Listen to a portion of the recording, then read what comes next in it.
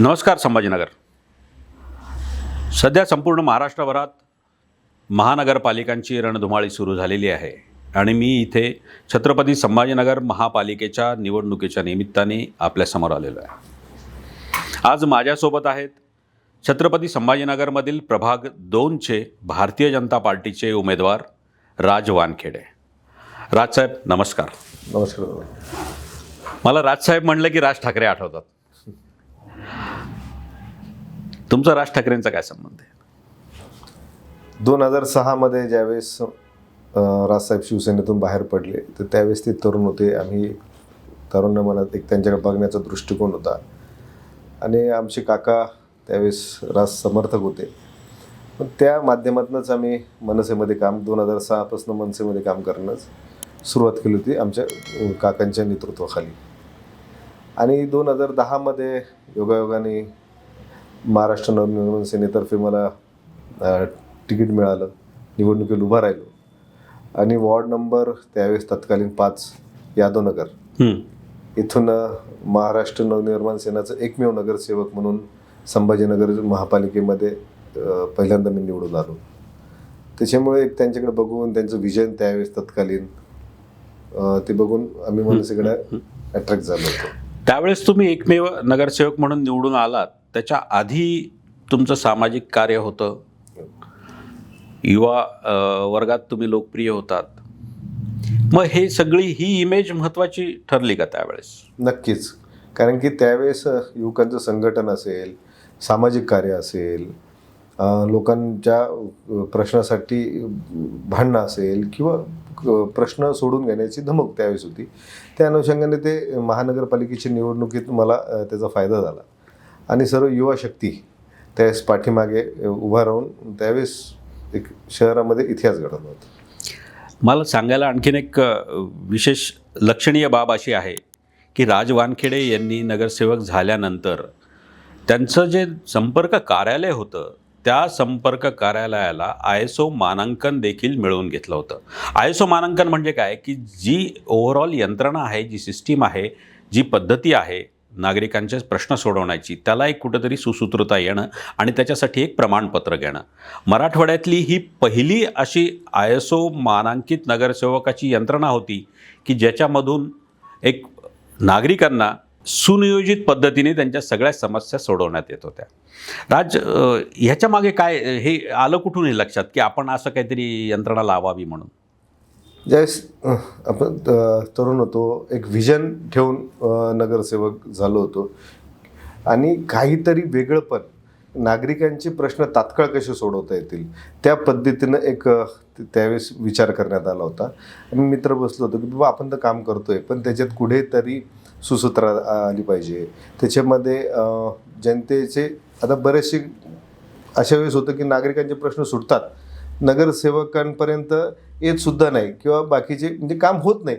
पण मी माझ्या ऑफिसमध्ये एक अशी यंत्रणा उभा केली होती, माझे मुलं असतील किंवा मी असेल की जोही नागरिक माझ्या ऑफिसमध्ये येईल तो तुझी नोंद करेल आणि माझं काम असेल की कारण की एखादं काम केलं की नाही केलं की नागरिक पण येत नाही, नगरसेवक पण त्यांना विचारत नाही.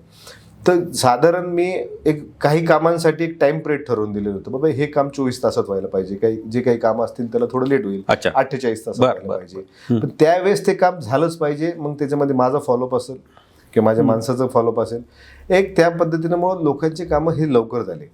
नाही तर बरेच वेळेस समजा एखादं उदाहरण द्यायचं, समजा की एखाद्या नागरिकाला लाईट बंद आहे, ठीक आहे आम्ही सांगून देतो पण ते काम झालं आहे की नाही झालं आहे त्या पद्धतीनं मग माझा फॉलोअप असेल, माझ्या मुलांचा फॉलोअप असेल, प्रशासनाच्या मागे राहून ते काम करून घेण्याची पद्धत असेल किंवा एखादी व्यक्ती रहिवासी घेण्यासाठी आला असेल, कुठून आला, काय आला. आणि मला सांगायला आनंद वाटेल माझ्याकडे प्रत्येक मी नगरसेवक आपल्या दारी म्हणून सर्वे केला होता. मॅक्झिमम लोकांची वाढदिवस सुद्धा माझ्याकडे होते. दररोज संध्याकाळी मी आल्याच्या नंतर त्या जेवढे पण नागरिक असेल वॉर्डातील 5 असतील 10 असतील कधी कधी 25 पर्यंत जायचे. माझा नित्यक्रम होता की संध्याकाळी आल्याच्या नंतर त्यांना एक तर माझं भेट कार्ड द्यायचं किंवा मी स्वतः वैयक्तिक त्यांना भेटून यायचं, वैयक्तिक फोन करायचा. त्याच्यामुळे नागरिकांसंग एक अटॅचमेंट त्या पद्धतीने झाली होती. म्हणजे कधी कधी असे जोकमध्ये असे सांगायचे, अरे बरं झालं फोन केला बाबा, माझ्या आज आईचा वाढदिवस होता माझ्या लक्षात नाही, आज मिसेसचा वाढदिवस होता लक्षात नाही, किंवा म्हणजे एक चांगलं फॅमिली अटॅचमेंट नागरिकांसोबत झालेली होती. आणि हे असं करत असताना एवढं आहे की 4 दिवसाच्या वरती कोणतीही कंप्लेंट राहत नव्हती. मग आता पुन्हा एकदा तसं काही करणार का निवडून आल्यानंतर? नक्की. मी ज्यावेळेस नगरसेवक झालो तर माझं सर्वात पहिलं काम असतं पहिले संपर्क कार्यालय करायचं. कारण की ते आपण असलो नसलो किंवा तिथे मुलं असतात ते कोणताही नागरिक संपर्क कार्यात आलं तर निराश गेला नाही पाहिजे, त्याचं काम तिथं झालं पाहिजे. हा जर आपण 24 तास नसलोही तिथे कोणी असलं पण त्या व्यक्तीचं काम झालं पाहिजे. त्याच्यामुळं संपर्क कार्यालय आणि येणाऱ्या काळात सुद्धा मागच्या अनुभवानुसार येणाऱ्या काळात सुद्धा त्याच पद्धतीनं काम करण्याचा माझा प्रयत्न आहे. राज, सगळ्यात महत्त्वाचं आहे की संपूर्ण महाराष्ट्रात आत्ता नगरपालिकांच्या निवडणुका झाल्या, काही ठिकाणी युती झाली, काही ठिकाणी आपसात लढत झाली. तर तसंच संभाजीनगरमध्ये पण आता चित्र दिसतं आहे की अनेक दिवस रेंगाळत चाललेला विषय, चघळत चाललेली युतीचा विषय, आणि हा युतीचा विषय शेवटी होईल होईल होईल म्हणता ती तुटली. मग आता जर शिवसेना, शिंदे आणि भारतीय जनता पार्टी वेगवेगळं लढत आहेत, तुमचा प्रभाग किंवा शहरातले सगळेच प्रभाग कोणत्या ना कोणत्या आमदाराच्या मतदारसंघात येतात आणि तुमचा प्रभाग हा मध्य मतदारसंघात येतो आहे, तर अशा वेळेस युती नाही आहे आणि मतदारसंघाचे आमदार हे तुमच्या पक्षाचे नाही आहेत. दुसरीकडं उद्धव बाळासाहेब ठाकरे यांची सेना आहे, वंचित आहे, MIMचा तुमच्याकडे काही प्रमाणात असेल तर तो एक विषय आहे. तर अशा वेळेस तुम्हाला आता एकटं लढावं लागणार आहे. मग ह्या एकट्या लढाईत तुम्ही कसा निभावं लागणार तुमचा?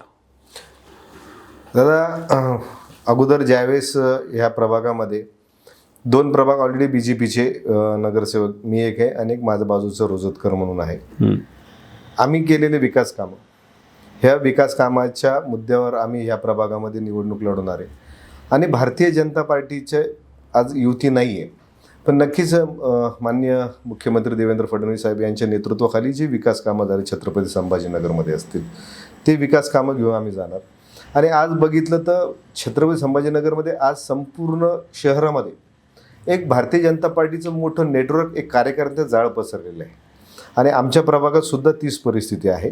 त्याच्यामुळे मला असं वाटत नाही की भारतीय जनता पार्टीचे सर्व नगरसेवक निवडून येण्यासाठी काही अडचण येईल. आणि आम्ही केलेले वॉर्डातील विकास कामं ते बाजूच्या वॉर्डात घेऊन जाऊन बाबा आम्ही इकडे असे काम केलं, अगर भारतीय जनता पार्टीचे नगरसेवक आम्ही निवडून आलो तर ह्याच पद्धतीने आम्ही ह्या सुद्धा भागाचा विकास करू. आणि मला असं वाटतं जनता त्याच्या पाठीमागे उभं राहील. ओके. आता पूर्वीचं तुम्ही काम केलेलं जे आहे तेव्हा आपल्याकडे वॉर्ड पद्धती होती, त्यामुळे तुमचं कार्यक्षेत्र तसं खूप छोटं होतं. आता 4 वॉर्डांचा एक प्रभाग झालेला आहे, त्यामुळे आता कार्यक्षेत्र वाढलेलं आहे. मग अशा वेळेस प्रचार करताना काय अडचणी येत आहेत? आता जवळजवळ 35-40 हजार मतदारसंख्या आहे. हो. 4 वॉर्ड मिळून एकत्र झालेलं आहे.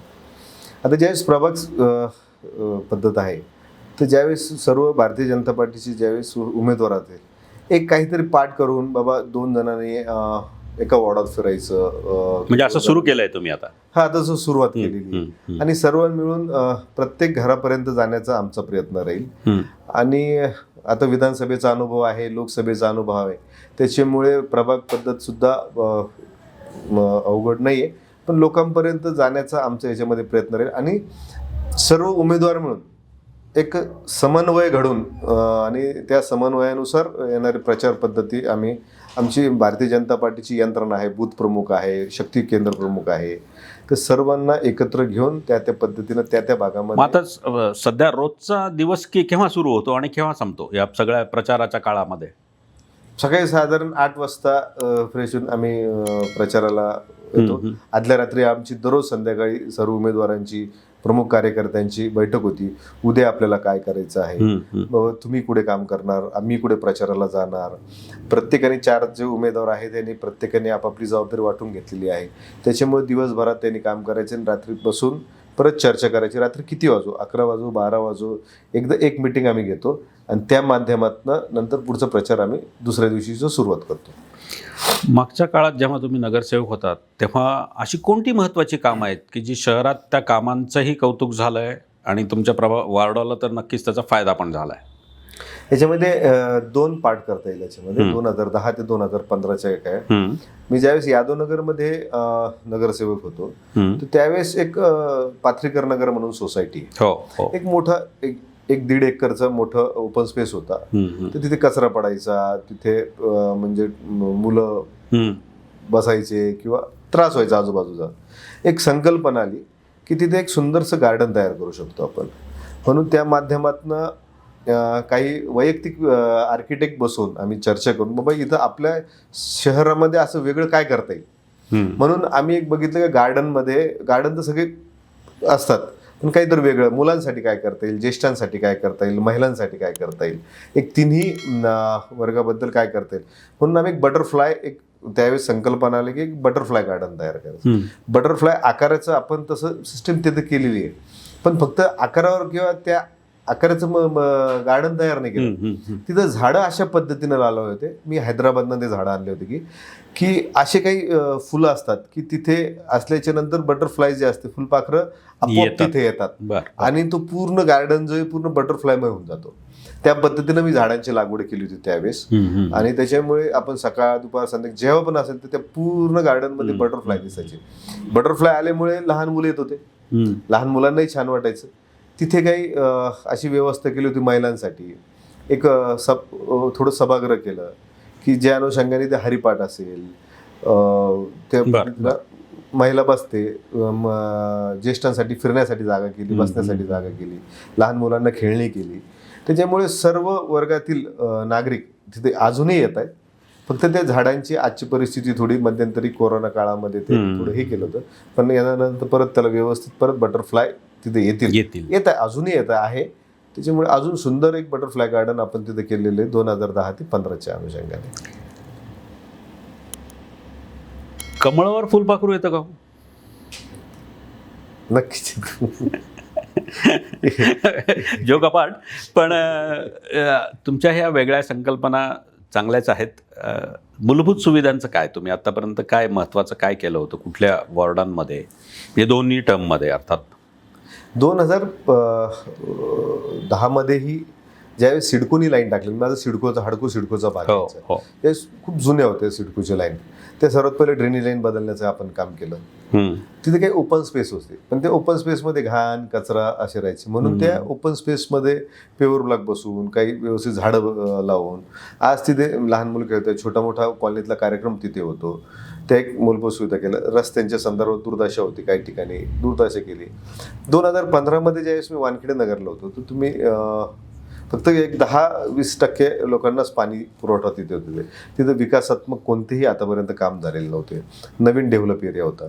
म्हणून अगोदर सुरुवातीला निवडून आल्यानंतर संपूर्ण वॉर्डामध्ये वॉटर लाईन दिली, त्यांना पाणी दिलं. दुसरं करत असताना मी पहिले ड्रेनेज लाईन 3 वर्ष ड्रेनेज लाईन वॉटर लाईन याच्यावर भर दिलं आणि लाईट.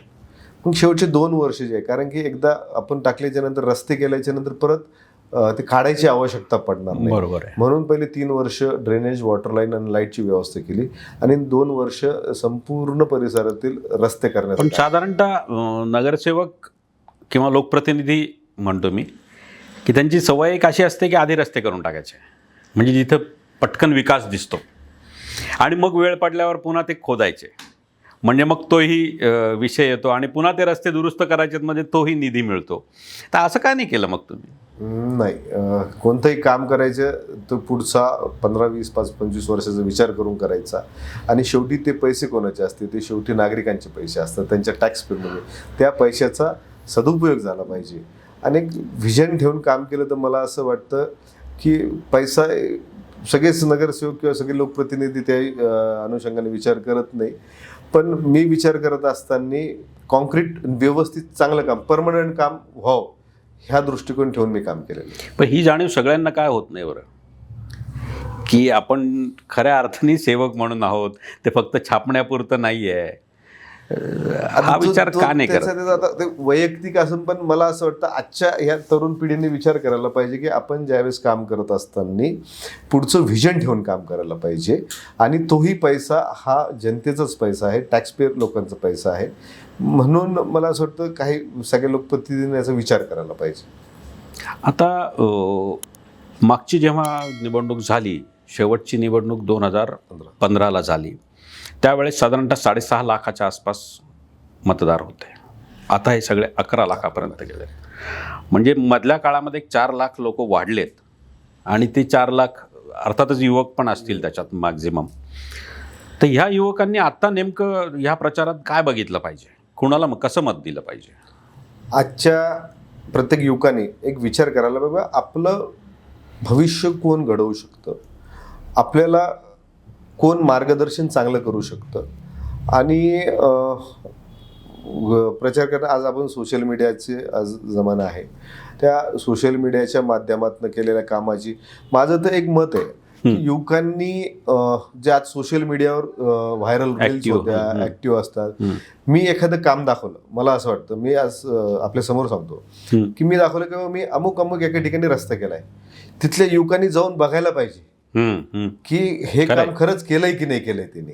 बरोबर. फक्त मी सांगतोय किंवा मी जाहीरनाम्यात टाकतोय म्हणून त्यानं त्याच्यावर विश्वास न ठेवता त्या काम ह्या व्यक्तीने केलंय का, तो लोकांच्या मदतीला येतोय का, तो रात्री अपरात्री असेल, दवाखाना असेल, कोणतीही गोष्ट असेल, तो मदतीला धावतोय का, याचा अभ्यास करून युवकांनी पाठीमागे राहायला पाहिजे, याचा विचार करून मतदान करायला पाहिजे.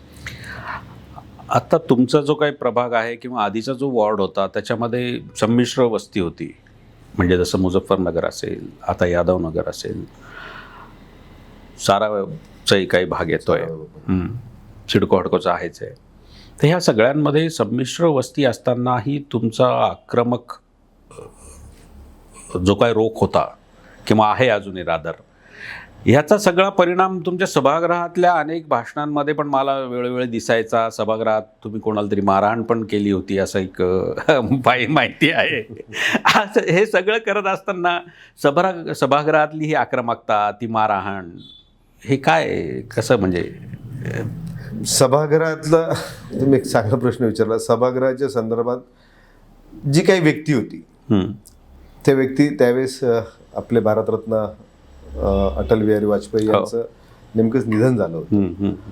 आणि निधन झाल्याच्या नंतर त्या व्यक्तीने आपण बघितलं, भारतरत्न होते, पंतप्रधान राहिले होते, सर्वसमावेशक त्यांनी काम केलं, एक मोठं नेतृत्व ते आपल्या देशाचं होतं. आणि त्यांच्याबद्दल सर्वांना आदर होता, सर्व पक्षीय लोकांना आदर होता. तर एकाला एक स्टंट करायची सवय होती त्या नगरसेवकाला.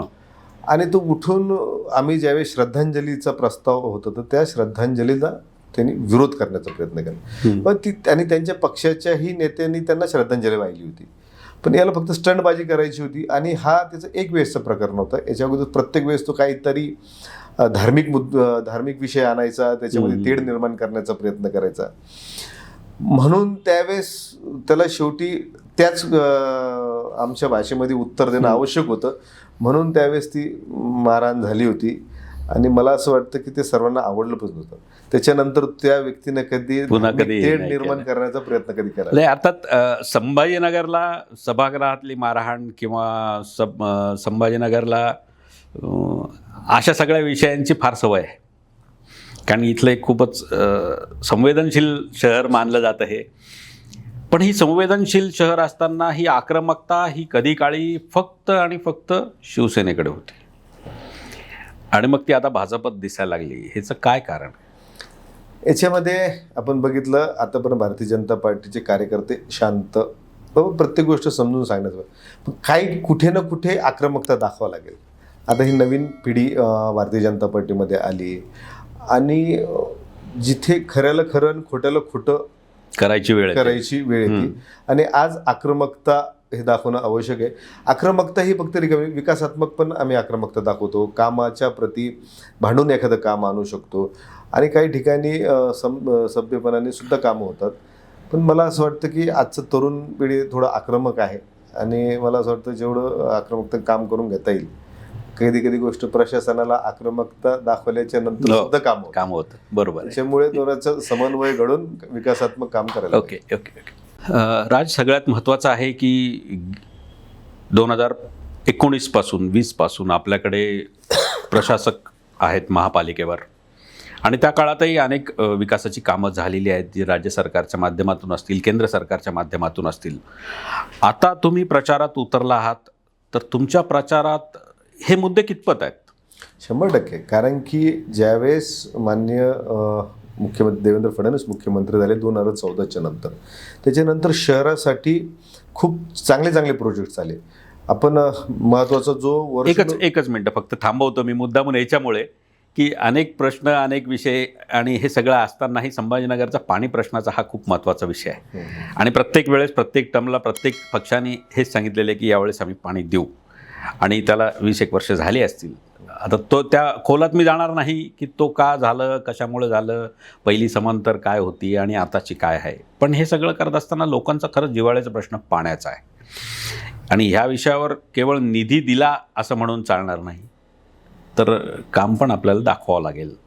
तर ह्या अनुषंगाने आता तुम्ही बोला की विकास आणि बाकीच्या मुद्द्यांवर. याच्यामध्ये तुम्ही बघितलं असेल, ज्यावेळेस फडणवीस साहेब मुख्यमंत्री झाले आणि आपल्या संभाजीनगरला मंत्रिपदाला अतुल सावे साहेबांच्या माध्यमातून, तर सावे साहेबांनी ज्यावेळेस, आणि ते 6 महिन्याचा पिरियड होता शेवटचा, साहेबांनी कोणताही सत्कार स्वीकारला नव्हता. सावे साहेबांनी जोपर्यंत मी पाण्याची योजना इथे शहरात आणत नाही तोपर्यंत मी सत्कार स्वीकारणार. नवीन योजना आणि 55 दिवसामध्ये सगळ्यात म्हणजे रेकॉर्ड ब्रेक 1680 कोटी त्यावेळेस सावे साहेबांनी मागे लागून देवेंद्र फडणवीस साहेबांकडनं ती योजना मंजूर करून घेतली होती. आणि ती मंजूर करून घेतात नंतर परत निवडणुका झाल्या. 2019मध्ये तुम्ही बघितलं महाविकास आघाडी झाली, कोरोना नंतर कोरोना आला, पण ते 2.5 वर्ष ती योजना पूर्ण थांबून गेली महाविकास आघाडीच्या कार्यकाळामध्ये. पण नंतर मग एकनाथ शिंदे मुख्यमंत्री झाले. पण जी सावे साहेबांनी जी योजना आणली, आज आपण बघतोय जवळजवळ 90% वरती काम झालेलं आहे. येणाऱ्या 1-2 महिन्यामध्ये जे सुरळीत पाणी संपूर्ण शहरामध्ये 52 टाक्याच्या संदर्भात होते, 22 टाक्याच्या आसपास तयार झालेले आहे. आणि 1-2 महिन्यामध्ये जे 8व्या दिवशी 9व्या दिवशी पाणी येतं, 3-4 दिवस कमी होतील आणि 6 महिन्यामध्ये दररोज पाणी या संभाजीनगर शहराला मिळेल, याच्यामध्ये मला कोणतीही शंका नाही. दुसरं विकास काम करत असताना आपले केंद्रीय मंत्री होते डॉक्टर भागवत कराड, यांनी संपूर्ण शहरामध्ये गॅस पाईपलाईनचं काम, एक मोठं काम आपल्या शहरामध्ये आणलं. सुरुवात झालेली, ती पण लवकर कार्यान्वित होईल. म्हणजे भारतीय जनता पार्टीने, देवेंद्र फडणवीस सरकारने शहरासाठी मध्यंतरी कचऱ्याचा प्रश्न खूप उपस्थित झाला होता, त्यावेळेस सुद्धा जवळजवळ 100 कोटीच्या आसपास देवेंद्र फडणवीस सरकारने या शहरासाठी दिले होते. स्मार्ट रस्त्यांच्या संदर्भात ते 100 कोटी दिले होते. आज आपण बघतो, तुम्ही 2014च्या अगोदरची संभाजीनगर रस्ते होते की खड्डे होते हेच माहिती नव्हते. आज संपूर्ण शहरामध्ये आज रस्त्यांचं जाळं मोठ्या प्रमाणात झालेलं आहे. म्हणून मला असं वाटतं की भारतीय जनता पार्टीने देवेंद्र फडणवीस साहेबांनी जेवढं निधी दिला आजपर्यंत इतिहासामध्ये कोणत्याच मुख्यमंत्र्यांनी संभाजीनगर शहरासाठी काम केलं नाही. आणि याचं श्रेय माननीय अतुलजी सावे साहेब असतील, डॉक्टर कराड साहेब असतील, आमचे नेते संजीव केनेकर असतील, यांच्या माध्यमातून पूर्ण शहरामध्ये आज विकासाची गंगा वाहतीये. आणि नक्कीच भारतीय जनता पार्टीच्या मागे संभाजीनगर हे ठामपणे उभं राहील. आता ह्या प्रचाराच्या याच्यात शेवटच्या टप्प्यात आपला हा संवाद सुद्धा आहे. एकच प्रश्न मला महत्त्वाचा वाटतो की आता इथून पुढच्या काळातलं तुमचं प्रभागासाठीचं विजन काय आहे आणि एकूण शहर म्हणून तुम्ही काय विचार करताय? कारण आज शहर वेगाने वाढत चाललेलं आहे, आपल्याकडे औद्योगिकरण खूप झालं आहे, पण त्या मानाने मूलभूत सुविधा शहरात नाही आहेत. आपल्याकडे रोजगाराची संधी खूप निर्माण झाली आहे, पण त्या मानाने युवकांना दिशा नाही आहे. आणि महत्त्वाचा एक त्यातला प्रश्न आहे की आज संपूर्ण संभाजीनगरमध्ये जर आपण बघितलं तर नशेच्या आहारी जाणारी युवा पिढी मोठ्या प्रमाणावर दिसते. एक युवक म्हणून, एक सजग लोकप्रतिनिधी म्हणून सुद्धा तुम्हाला याच्यात काही करायचं आहे का, करणार आहात का? ह्या तिन्ही प्रश्नांचं एकत्रित उत्तर द्या. नक्कीच. मी युवा पिढीच्या संदर्भात मी प्रभागापासून सुरुवात करतो. ज्यावेळेस आता तुम्ही म्हणता की युवा पिढी नशेच्या आहारी गेलेली आहे, माझ्या प्रभागात मी काही असे डार्क स्पॉट आहे, काही भाग आहे की जिथे नशाखोर प्रमाण वाढलेलं आहे. तर सर्वप्रथम मी प्रभागापासून सुरुवात करेन. पहिले काउन्सिलिंग करण्याचा प्रयत्न करेन, त्यांच्या आईवडिलांना घेऊन प्रयत्न करेल त्यांना, आणि ते नशामुक्त कसे होतील त्याच्यामध्ये मी एक लक्ष प्रभागामध्ये एक देणार. मूलभूत सुविधा बऱ्यापैकी प्रभागामध्ये माझ्या आहे, पण येणाऱ्या काळामध्ये माझ्याकडे ओपन स्पेस बरेच आहे. तिथं गार्डनच्या संदर्भात असेल, एक सुंदर गार्डन, मी तुम्हाला म्हटलं मी बटरफ्लाय गार्डन एक सुंदर गेलं, त्या बाकीच्या ठिकाणी सुद्धा असे काही वेगळ्या पद्धतीने गार्डन्स तयार करण्याचं, जे की सर्व समाजातील घटक तिथे येऊन एक आनंद घेण्याचा प्रयत्न करतील. आणि नशेसाठी काही जे हे आहे तर काउन्सिलिंग करणं आवश्यक आहे. त्यांच्या आईवडिलांना त्यांना आईवडील ना माहीत नसतं, कामामध्ये असतात, मुलं काय करतात बाहेर, एक बटन एक खूप सध्या त्यांना समजत आईवडिलांना माहिती नाही का हा नशा करून आला. त्या संदर्भामध्ये काउन्सिलिंग हे सर्वात महत्त्वाचा भाग आहे. तर जे काही नशेखोर आहारी गेलेले त्याच्यामध्ये युवकांना त्याच्या बाहेर काढण्याचा प्रयत्न करेल. दुसरं तुम्ही आपण बघितलं आहे की औद्योगिकच्या शहराच्या संदर्भामध्ये आज आपल्या शहरामध्ये मोठमोठे माननीय देवेंद्र फडणवीस साहेबांनी एवढे मोठमोठे उद्योग आपल्या शेंद्रा एमआयडी असेल, बिडकीन एमआयडी असेल इथं आलेले. याच्यामध्ये प्रभागातील असेल शहरामधील युवकांसाठी प्रशिक्षण शिबिर, त्यांना काय लागणार आहे येणाऱ्या 5 वर्षामध्ये 10 वर्षामध्ये ते कॅलिबर मुलं लागणार आहे, त्यांना प्रशिक्षण त्या पद्धतीने द्यायला पाहिजे की त्यासाठी तुम्ही स्वतंत्र केंद्र सुरू करताय असं कळलं मला. स्वतंत्र आपण एक केंद्र करतोय की बाबा उद्या किर्लोस्कर येत आहे, मोठमोठ्या EV कंपन्या येत आहे, त्यांना काय लागणार, त्यांना कोणता स्टाफ लागणार, त्यांना कोणतं त्या पद्धतीने मुलं लागणार, त्या पद्धतीचं प्रशिक्षण शिबिर आपण घेऊन त्यांना आपण मुलं तिथं, त्याच्यामुळे रोजगारांची व्यवस्था मुलांची होईल आणि ते येणाऱ्या काळामध्ये माझा प्रमुख मुद्दा राहणार आहे. आणि विकासात्मक विचार आपण केला शहराच्या संदर्भामध्ये, मूलभूत सुविधांच्या संदर्भामध्ये. तर मला असं वाटतं केंद्रात सुद्धा भारतीय जनता पार्टीचं सरकार आहे, मोदीजी आहे, इकडे देवेंद्रजी आहे आणि महानगरपालिके छत्रपती महानगरपालिकेमध्ये काय भारतीय जनता पार्टीचं महापौर बसलं. तर ट्रिपल इंजिनचं सरकार नक्कीच शहरामध्ये एक चांगला बदल घडवण्याचं काम भारतीय जनता पार्टीचं सरकार करेल आणि करेल, याच्यामध्ये माझी कोणतीही शंका नाही. हे होते राज वानखेडे प्रभाग 2 मधून. संभाजीनगर महापालिकेच्या या सगळ्या प्रचाराच्या रणधुमाळीत आज आपण त्यांच्याशी चर्चा केली. एक युवा नेतृत्व म्हणून ते आज आपल्या समोर आहेत आणि राज वानखेडे, आपल्याला ह्या निवडणुकीसाठी आमच्याकडून मनपूर्वक शुभेच्छा. खूप खूप धन्यवाद.